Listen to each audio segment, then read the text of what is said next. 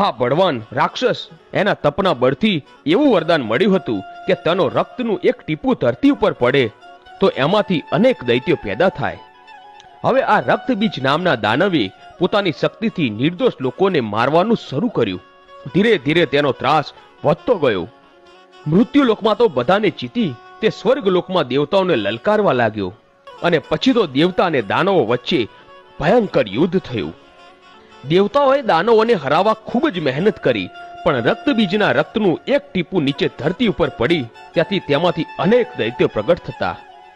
એટલે દેવતાઓએ નક્કી કર્યું કે આપણે આ રક્તબીજને હરાવી નહીં શકીએ. એટલે હારેલા અને ગભરાયેલા બધા જ દેવતાઓ મહાકાળીના શરણે આવ્યા. મહાકાળી માએ દેવતાની વાત સાંભળી પોતે ખૂબ જ ક્રોધ વેશમાં આવી ગયા અને રાક્ષસોનો વધ કરવાનું શરૂ કરી દીધું. પરંતુ મહાકાળી જેવો રાક્ષસનો વધ કરે અને એમનું રક્તનું ટીપું નીચે ધરતી પર પડે તો હજારો દૈત્યો પેદા થઈ જતા. આથી મહાકાળી વધારે ક્રોધમાં આવી ગયા અને એક હાથમાં ખપ્પર લઈ અને એક હાથમાં તલવાર લઈ દેવીએ ખૂબ જ ઊંચા સ્વરે ગર્જના કરી. તે ભયંકર ગર્જના સાંભળી દાનવો ડરી ગયા. પૃથ્વી ધ્રુજી ઉઠી, બધા પર્વતો ડગમગી ગયા, સમુદ્રમાં મોજા ઉછળવા લાગ્યા. બધી જ દિશાઓ આ ગર્જનાથી ગાજી ઉઠી.